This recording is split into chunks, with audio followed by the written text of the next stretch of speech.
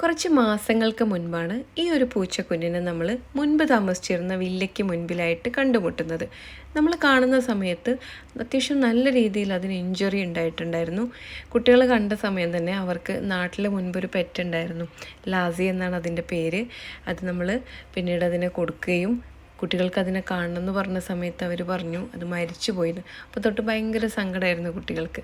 അപ്പം എവിടെ പൂച്ചക്കുട്ടികളെ കണ്ടു കഴിഞ്ഞാലും കുട്ടികൾ പറയും ഇത് ലാസിയാണ്, ലാസിനെ പോലെ ഉണ്ടെന്നൊക്കെ പറഞ്ഞിട്ട് നല്ല രീതിയിൽ അവർ ട്രീറ്റ് ചെയ്യും. അപ്പം ഈ ഒരു പൂച്ചക്കുട്ടീനെ ഇങ്ങനെ ഒരു ഇഞ്ചുറി ഒക്കെ വന്ന് കണ്ടപ്പം അവർക്ക് ഭയങ്കര സങ്കടമായി. അവർ നമ്മുടെ വില്ലയ്ക്കുള്ളിലേക്ക് കൊണ്ടുവന്നിട്ട് അതിന് വേണ്ട പാലും അതുപോലെ തന്നെ ഭക്ഷണമൊക്കെ കൊടുക്കാൻ ശ്രമിച്ചു. പക്ഷേ അതങ്ങനെ നന്നായിട്ട് കഴിക്കുന്നൊന്നും ഉണ്ടായിരുന്നില്ല. അതിന് കഴുത്തിനായിരുന്നു ഇഞ്ചുറി സംഭവിച്ചിട്ടുണ്ടായിരുന്നത്. ഏകദേശം ഒരു 6 ദിവസത്തോളം ഈ ഒരു പൂച്ചക്കുഞ്ഞ് നമ്മുടെ കൂടെ ഉണ്ടായിരുന്നു.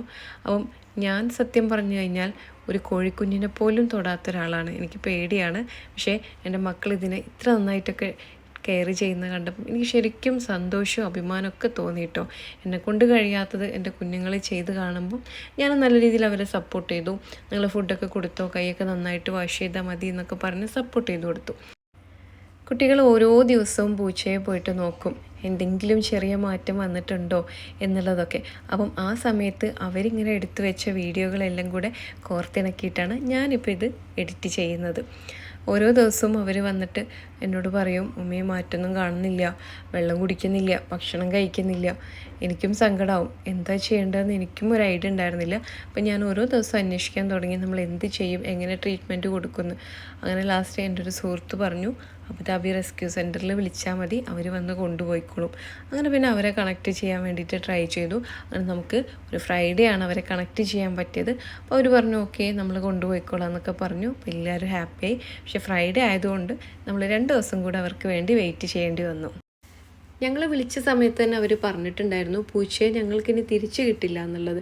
കാരണം അബുദാബിയിലേക്കാണ് കൊണ്ടുപോകുന്നതെന്ന്. ഞങ്ങൾ പറഞ്ഞു കുഴപ്പമില്ല, ഞങ്ങൾക്ക് ആ പൂച്ച ഹെൽത്തി ആയാൽ മാത്രം മതിയെന്ന്. അപ്പോൾ ഞാൻ പറഞ്ഞു വരുന്നത് നമ്മുടെ ഈ ഒരു UAE മനുഷ്യന്മാർക്ക് വാല്യൂ ചെയ്യുന്നത് പോലെ തന്നെ മൃഗങ്ങൾക്കും ഓരോ ജീവനും വാല്യൂ നൽകുന്നുണ്ട്. അതുകൊണ്ടാണ് നമ്മൾ വിളിച്ച സമയത്ത് അവർ നമ്മുടെ വീട്ടിൽ വന്നിട്ട് ഈ ഒരു പൂച്ചക്കുഞ്ഞിനെ കൊണ്ടുപോയത്. വളരെയധികം സന്തോഷം തോന്നിയൊരു മൊമെൻ്റ് ആയിരുന്നു.